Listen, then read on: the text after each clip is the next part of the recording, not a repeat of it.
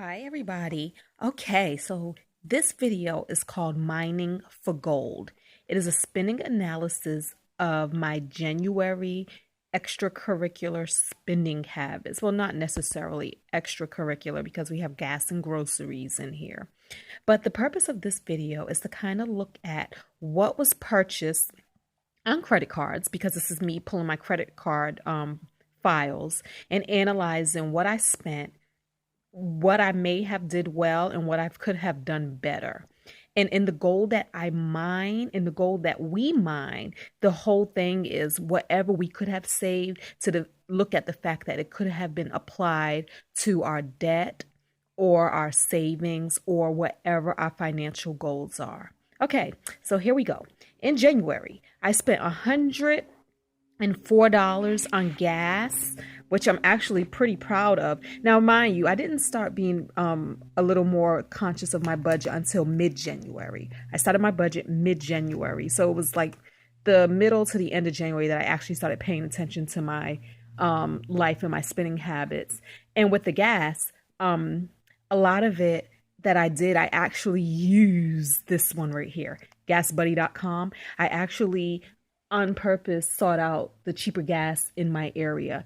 Normally, the way I roll is I would just go to a gas station and put gas in the car and don't even worry about what costs what and where it could be cheaper. So I'm pretty excited to kind of see, like, if my gas consumption or the price of gas or whatever, does better now that I'm more aware.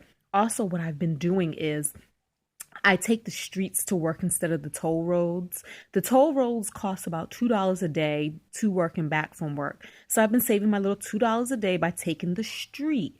And that saves me gas because I actually have it hybrid, and my hybrid does better city miles than highway miles. So I think I save on gas there as well.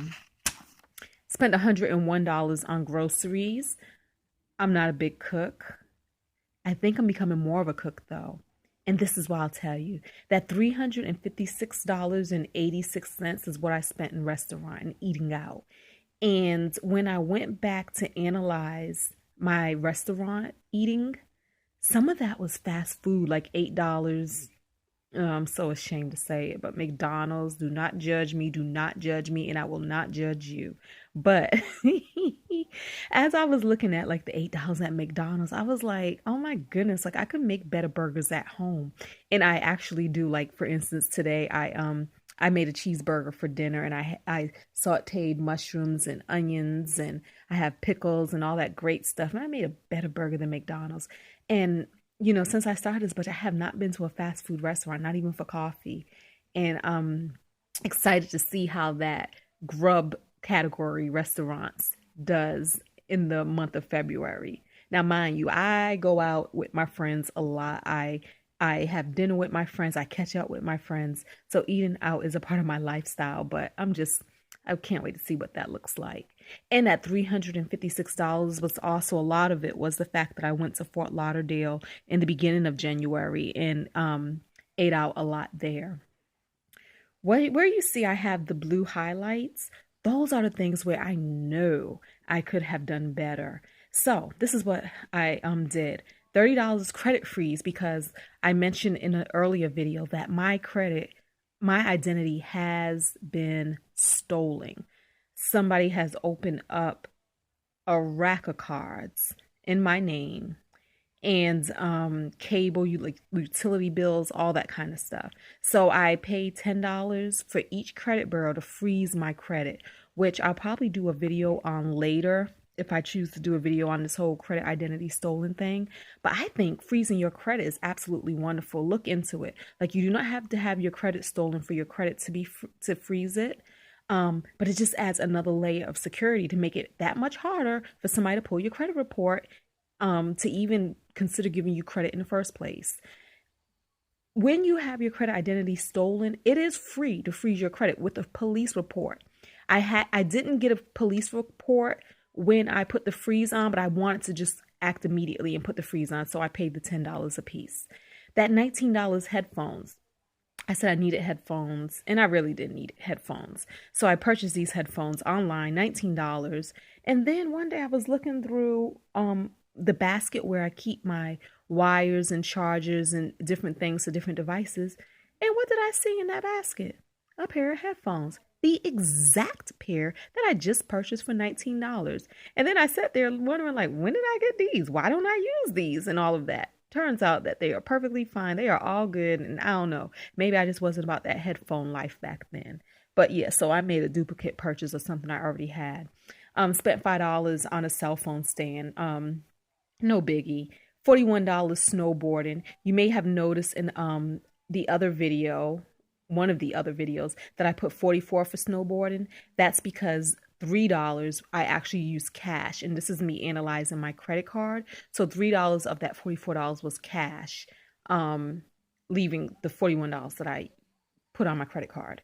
$6 flip-flops. That's because when I went to Fort Lauderdale, and I have flip-flops at home, but I did not pack a single pair in my luggage. And when I got there, I needed some flip-flops. So $6 flip-flops could have been saved with better planning and better packing.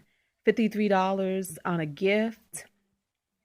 $84 interest, of course. That's credit card interest. See, that's before I was living this debt-free budget lifestyle, when I would carry balances over on my credit cards, and that was the interest that I paid in January on credit cards. That will never happen again. $341 hotel, we good there. $11 parking, we're good there. So the month I spent in this extracurricular spending in the month of January was $1,152 on gas, groceries, grub, and miscellaneous items. What I could have saved $212. That just means that $212 could have been applied to my mortgage, the principal on my mortgage, or it could have been added to my savings. Sometimes it may seem like a little bit of money, like even that $6 may seem like something that is so small and minute, it's not worth it. But what motivates me, no matter how small an amount seems in saving, is I watched a YouTube video where the one guy was talking about cutting out things like Starbucks and, saving $5 in your coffee expenses. And he said, $5, when you apply that to the principal on your mortgage, that saves $35 in interest over time. So $5 can actually equal $35. I want my $5 to add up. I want them $35 to multiply. I'd rather apply that $5 or that $6 in flip-flops to something worthwhile, like my goals, paying down my mortgage or saving in my savings, because a penny saved is a penny earned. It adds up, y'all. That's where we mine for gold in January. Next video I'll be doing will be my February budget. Stay tuned. Bye.